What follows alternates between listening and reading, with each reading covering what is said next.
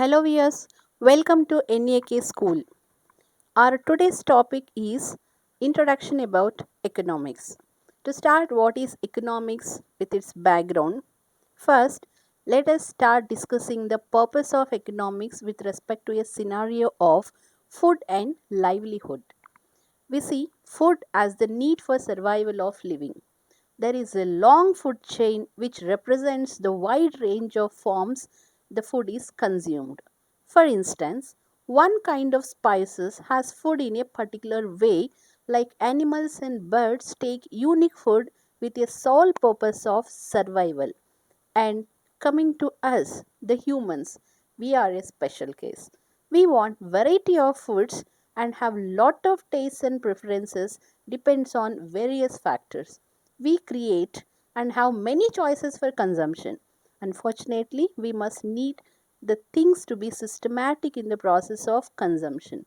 Before consuming, we need to think about the issues like producing, packaging, distributing, etc. for the right quantity to right number of people. To fulfill these requirements, it is necessary to think and estimate about the available resources to utilize in an effective way. So, the study of these issues happens with economics. Now coming to the title economics, to define in most basic way, it is all about utilizing resources and making choices to fulfill needs and wants. To see the etymological origin of economics, a Greek word oikonomos, which we dissect as okio means household and nomos means norms, rules and regulations. If a group of people living together is a family, then how the available resources of a family are able to fulfill the needs and desires of the people in the family is a primary concern. To maintain the equality and unity in the family by satisfying each one's needs and desires, it is necessary to have some sort of norms, rules, and regulations along with the ownership for a family.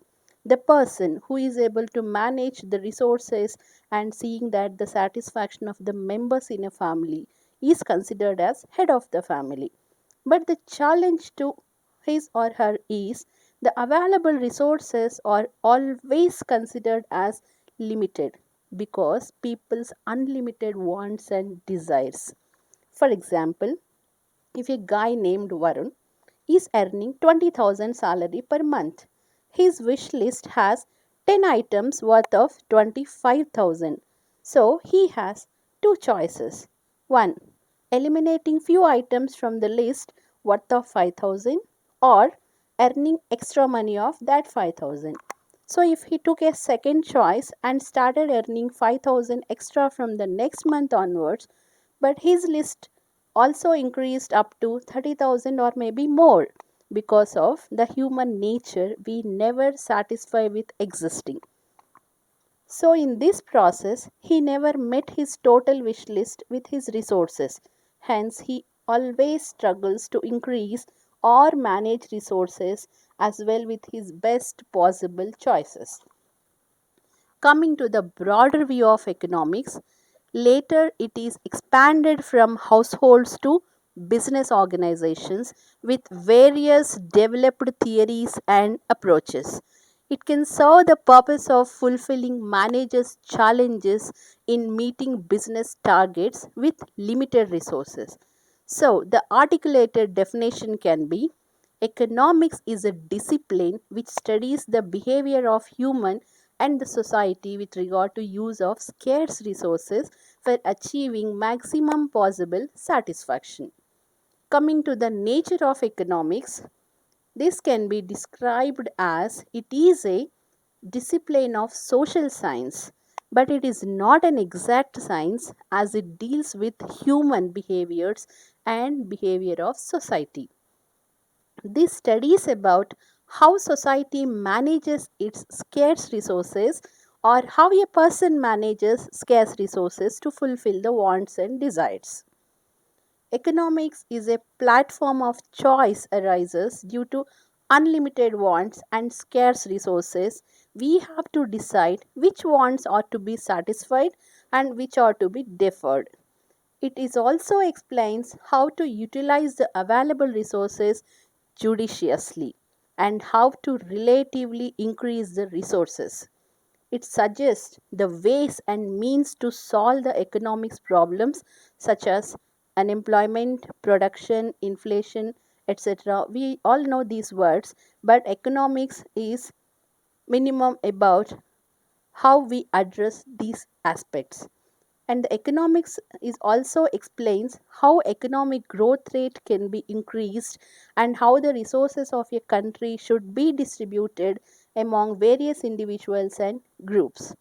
So, the key features can be extracted for economics as a study of economic activities, the activity which aims at either earning or spending money, and study of our wants and desires, and resource analysis, study of choice and preferences, looking at the alternative use of choices, and improving decision making approaches, and how it is multidisciplinary applicability and how it affects every day and in everyone's life. Now, coming to the scope of economics, to think about the scope of learning from economics, as the list shows various specializations such as national income, employment, investment, on these kinds of things which national economy related, and how the demand, production, cost, pricing are the things which perceive the processes in a particular way, and also taxes, fiscal policies, exports and imports. All these things are completely related to trade and mostly international. And the all remaining aspects are instructional and political. So, there is a vast scope of learning from this discipline. And to discuss the types of economics, the subject matter of economics has been divided into two types, is under macroeconomics plus microeconomics. Macroeconomics deals with aggregate of all the quantities of units of a economy such as national income, national output, inflation, etc. are the subject matters of macroeconomics, and it perceives aspects as a whole. And coming to the micro aspects, it deals with analysis of small industrial units or an individual, such as a customer or an individual firm, or small aggregate or groups of individual units such as various markets and industries.